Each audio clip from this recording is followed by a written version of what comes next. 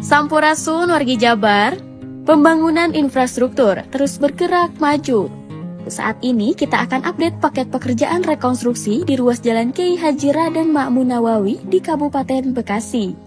Rekonstruksi jalan ini membentang sepanjang 2 km dibagi 5 segmen dengan total nilai kontrak mencapai 18 miliar 800 juta rupiah. Ini adalah langkah nyata untuk mewujudkan akses jalan yang lebih tangguh dan nyaman bagi mobilitas masyarakat. Per 4 Mei 2026, progres pengerjaan di lapangan telah mencapai angka 11,8%. Tahap demi tahap terus dikerjakan. Saat ini fokus pengerjaan meliputi beberapa proses krusial antara lain, galian perkerasan beton untuk membongkar lapisan lama, penghamparan serta pemadatan agregat kelas A sebagai pondasi yang kokoh dan pengecoran menggunakan beton kualitas tinggi tipe FS45. Kami menyadari rekonstruksi jalan ini mengakibatkan kondisi lalu lintas menjadi terhambat. Oleh karena itu, kami mohon maaf yang sebesar-besarnya kepada seluruh pengguna jalan atas ketidaknyamanannya. Dimohon kesabaran. Ya.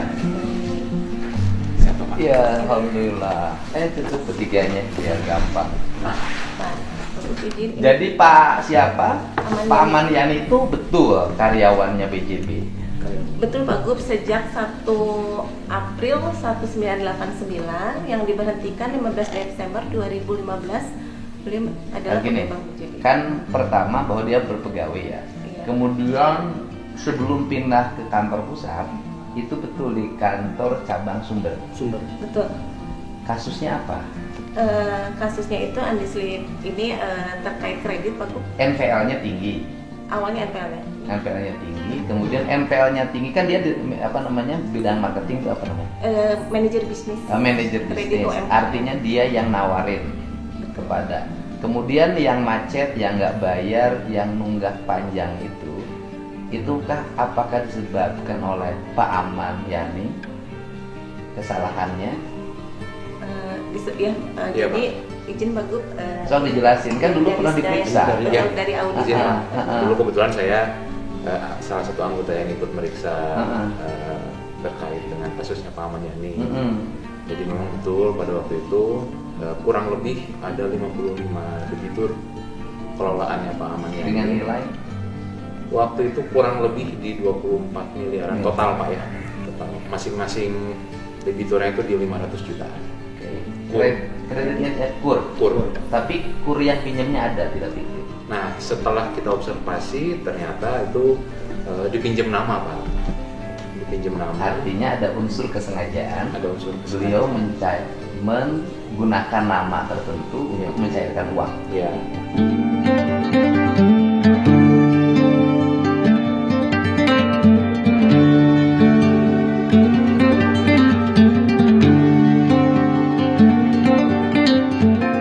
Tapi dalam hal ini bukan diinisiasi oleh Pak Aman Yani. Jadi ada pihak lain, pihak developer waktu itu Pak. Siapa developer ini? Ada 5 orang, itu ada Pak Tosim, Mas Sugiono, Yatsawi, sama 2 lagi tuh izin Pak ya sambil saya lihat kembali. Karena nanti ujungnya BJB pasti dipanggil. Karena kasusnya kan Ada kelompoknya Pak Tosim, Mas Sugiono, Amrullah, Juwata, sama Yatsawi. Oke. Masing-masing ngambil berapa? Jadi masing-masing itu Punya kelompok lagi? Mereka punya nama-nama debitur. Ya modus lah. Seperti kasus yang kemarin kayak di Cianjur, Sukabumi kan sama kan? Satu kelompok membawahi beberapa orang. Ya, betul. Pinjamnya sedikit ya digabung jadi miliar, jadi puluh miliar. Akhirnya lunas nggak? Enggak Pak. Sampai sekarang? Sampai sekarang. Berapa nilai yang tidak terbayarkan? Itu kurang lebih jadi 24 miliar. Cuman proses hapus bukunya saya kurang begitu mengerti. Tapi KUR itu kan program pemerintah pusat. Uangnya berarti uang pemerintah pusat. Jadi Izin Pak Gub, kalau untuk kredit KUR itu sebenarnya uangnya uang bank, hanya subsidi bunganya dari Kemenkom. Oke, bunganya disubsidi tapi pokoknya nggak bayar. Iya. Tetap aja rugi kan? Kerugian kan. Oke, dapat bunga tapi hilang pokok. Iya. Iya. Oke, nah kemudian tapi peran di situ Pak Aman Yani hanya teledor. Kurang ya. Jadi kurang lebih begitu Pak, karena yang kita lihat dari sisi pelanggaran memang Pak Aman Yani selaku pegawai BJB, manajer komersial waktu itu memberikan ruang dalam artian bekerja sama dengan pihak ketiga tadi itu Pak, dengan masing-masing ketua kelompok tadi untuk membuka ruang, memberikan kemudahan penyaluran. Bekerja sama dengan pihak ketiga tadi, hasil penelusuran ada nggak Pak Aman Yani kebagian? Nah, secara aliran dana waktu kita periksa Pak, waktu itu aliran dana masuknya ke anak dan istrinya. Anak dan istri Pak Aman Yani. Anak dan istri Pak Aman Yani totalnya kurang lebih di 515 juta. Juta sedikit. Tapi pada saat kita konfirmasi ke Pak Aman pada waktu itu, Pak Aman menyampaikan bahwa uang itu memang dari salah satu kelompok tadi Pak Tosim yang kita bisa verify waktu itu. Penjelasan dari Pak Aman itu adalah hubungan kerjasama investasi dan pinjam meminjam. Nah, itu kan harus. Gitu. Iya betul. Pertanyaan berikutnya, kenapa tidak diproses pidana pada waktu itu? Kami dari audit hanya sampai dengan proses penindakan kepegawaian Pak, jadi kita tidak. Ya, artinya pimpinannya tidak itu dijadikan sebagai dasar hukum menuntut, karena kan ada unsur uang masuk. Artinya kredit itu cair itu karena ada kompensasi walaupun urusannya bisnis, suap, ada gratifikasi gitu loh, dan buktinya ada gitu loh. Nah, itu kesalahan pimpinan pada waktu itu, kenapa itu tidak berproses gitu loh menjadi pidana korupsi gitu misalnya. Ya, karena waktu itu saya posisinya sebagai anggota Pak. Ya Bapak kan tugasnya hanya itu. Tidak dapat. Siapa dirut zaman itu?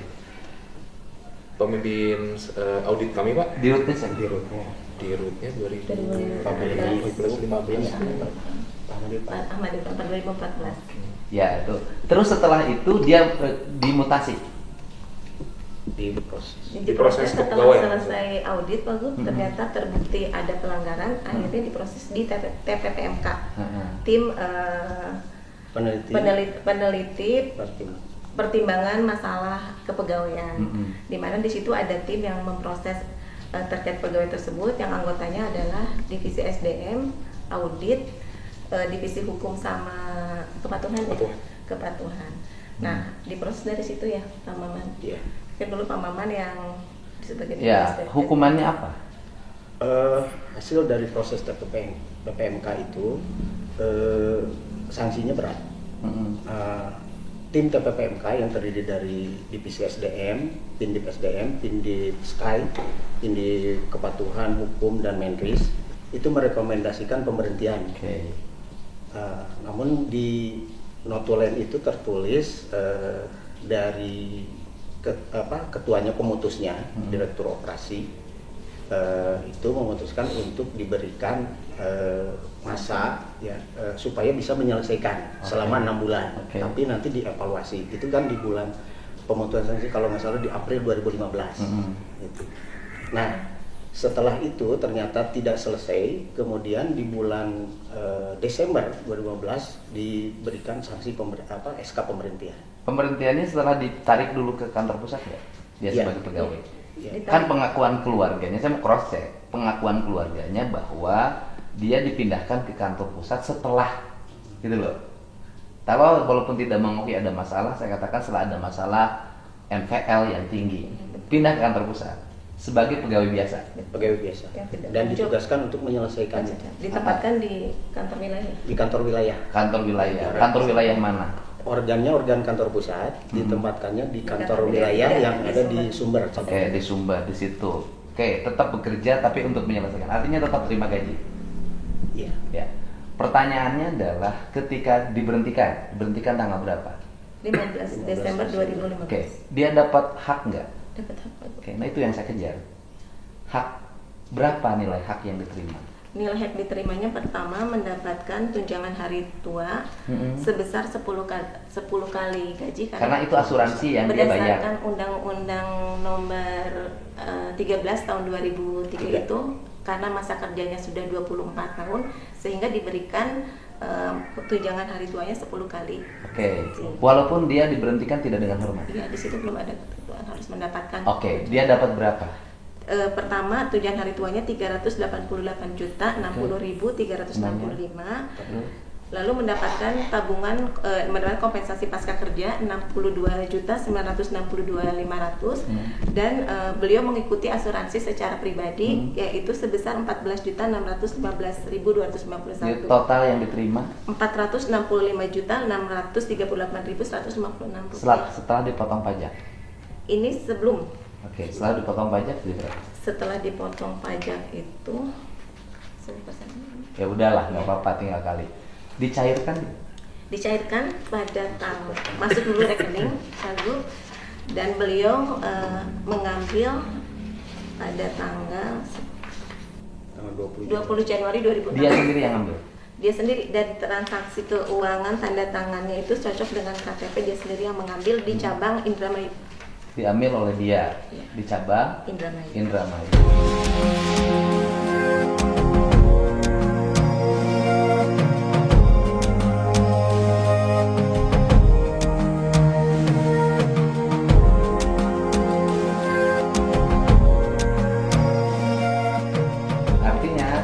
Wajahnya ada waktunya. Wajahnya kalau ada harus lihat di CCTV. CCTV-nya udah nggak ada sekarang. Iya, harus dicek ya. Gitu. Iya. Nggak, artinya gini, kan pengakuan dari keluarganya kan, itu kan Ririn yang terdakwa sekarang itu mendatangi keluarganya beberapa kali. Kemudian bahwa dia akan mencairkan dana pensiunnya ini, minta tanda tangan dari keluarganya persetujuan sebagai ahli waris, dana pensiunnya mau dicairkan. Ririnnya mengaku kuasa dari Amaniani. Tapi kalau di penarikan sini sih tidak ada kuasa. Tidak ada kuasa ya? Iya, tidak ada kuasa dan langsung ada kata. Artinya dicairkan langsung oleh Amaniani. Amaniani untuk yang ini Pak. Nah, izin Bu. Ini ya. 20 ini dan tanda tangan. Ini adalah KTP pada saat pengambilan. Oh, KTP-nya langsung. Iya. Ya kan dia Itu yang pengambilan. secara Dia tanda tangan langsung.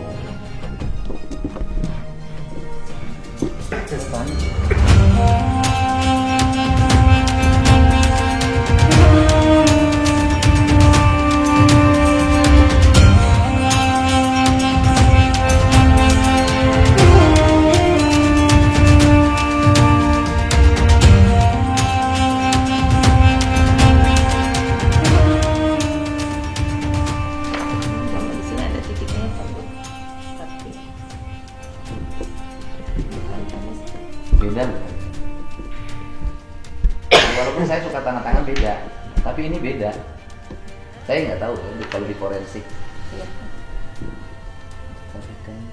Beda. Garisnya juga beda, Bu. Iya. Ya. Izin Pak Gub,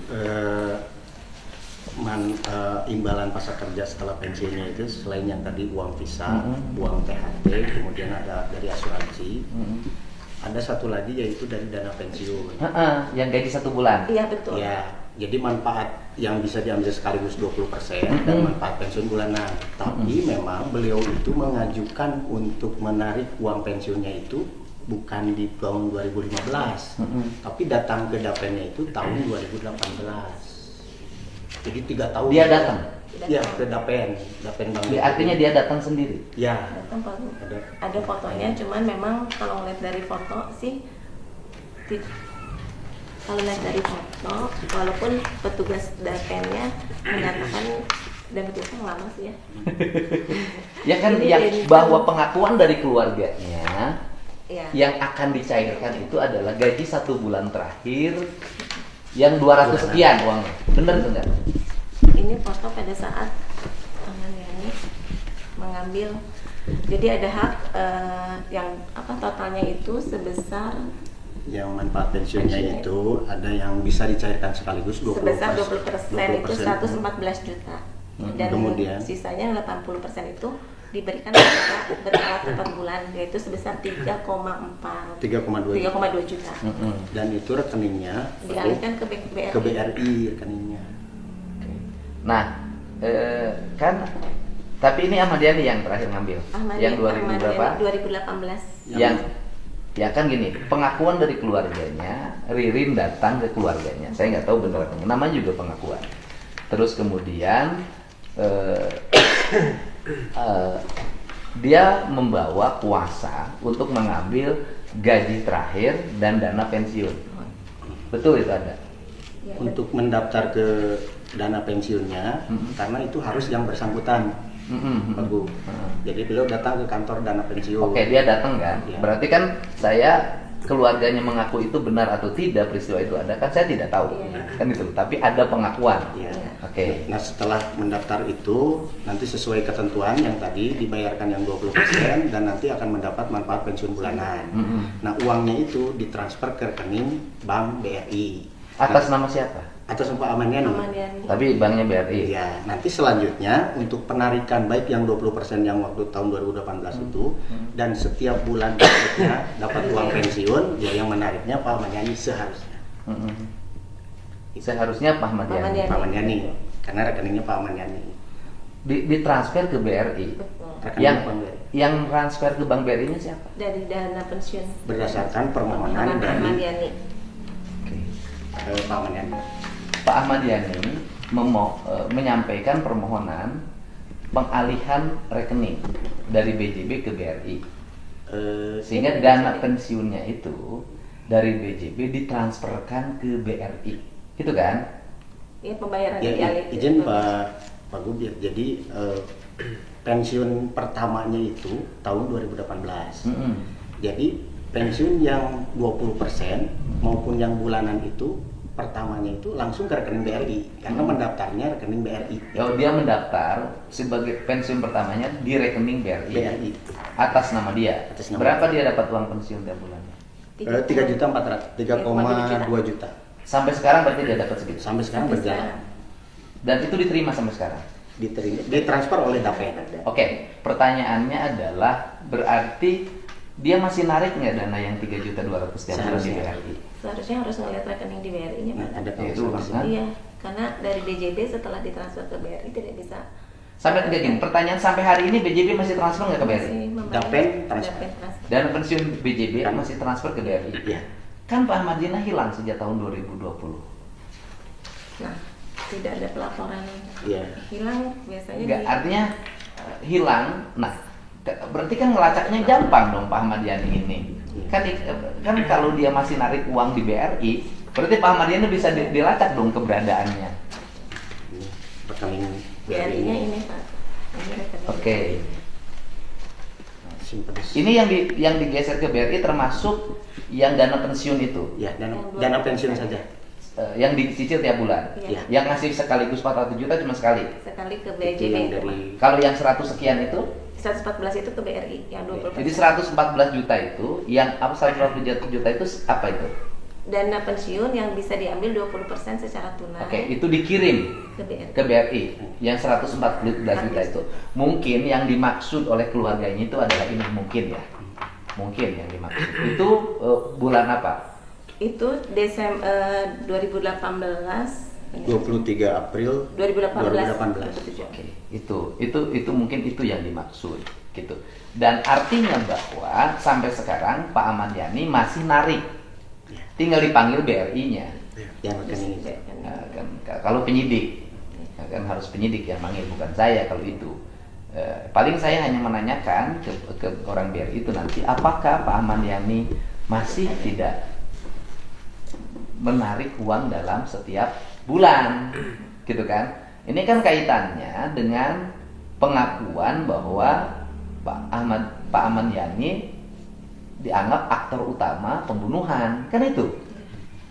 Sedangkan Pak Ahmad Yani-nya meninggalkan rumah sampai sekarang nggak balik-balik. Nah, kalau meninggalkan rumah sampai sekarang nggak balik-balik, dana pensiunnya dicairkan atau tidak tiap bulan. Gitu. Mungkin nggak uang dana pensiunnya di KTM-nya dikasihin istrinya. Itu Mungkin mungkin saja. saja. Tapi kan istrinya udah pisah. sekarang. Ya udah, ini teka-teki berikutnya dan tugas penyidik untuk menggali ini. Ya, yang penting ini menarik masalah untuk mengungkapkan ini. Ada pengakuan keluarga, ada fakta, gitu kan.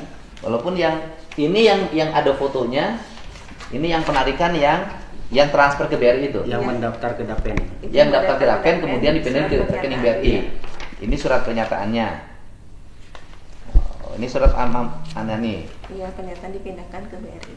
Oke, pindahkan ke BRI. Ya udah hampir sama deh. Ini penarikannya. Ini dia yang tangan ya. Iya, langsung yang ini Pak Gup, yang foto. Yang foto itu. Oke, berarti dia ada. Dia ada ini tanggal 24 April 2018. ya, tapi tanda tangannya mirip lah.